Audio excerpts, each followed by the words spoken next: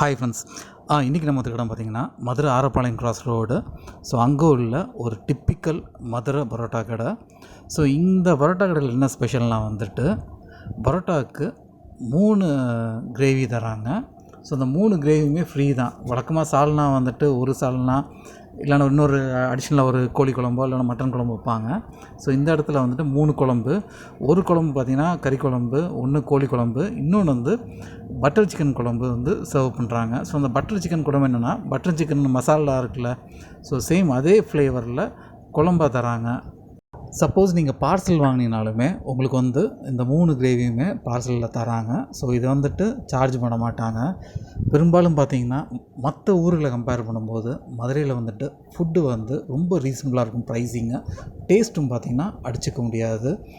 சில ஊர்களெலாம் பார்த்திங்கன்னா வந்துட்டு இந்த மாதிரி சைட் டிஷ்ஷை வந்துட்டு சார்ஜ் பண்ணுவாங்க, கிரேவிக்கே சார்ஜ் பண்ணுவாங்க. ஸோ மதுரையில் அந்தளவுக்கு யாருமே பண்ணுற மாதிரி எனக்கு தெரியல. சப்போஸ் நீங்கள் சைட் டிஷ்ஷு வாங்கினீங்கன்னா சார்ஜ் பண்ணுவாங்க. நம்ம சேனலில் பெரும்பாலும் வந்து பரோட்டா வந்துட்டு ரிவ்யூ பண்ண மாட்டோம். ரீசன் வந்துட்டு பரோட்டா வந்து ஹெல்த்தியான ஃபுட்டுன்னு கிடையாதுன்ட்டு எல்லாருக்குமே தெரியும். But once for a while சாப்பிட்றதுனால பிரச்சனை கிடையாது. ஸோ நாங்களும் பார்த்திங்கன்னா ரொம்ப ரேராக தான் வந்து பரோட்டா சாப்பிடுவோம்.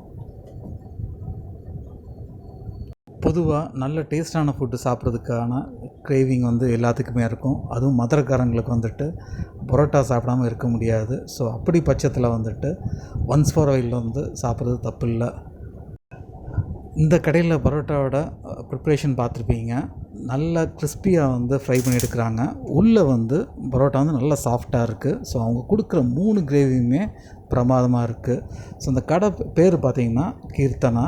ஸோ இது வந்துட்டு நம்ம ஆரப்பாளையம் கிராஸ் ரோடு இருக்குல்ல, ஸோ அந்த ஜங்ஷனில் வந்து இந்த ஹோட்டல் இருக்குது. ஓகே ஃப்ரெண்ட்ஸ், இது போல் இன்னொரு மீட் பண்ணுவோம். Until then by.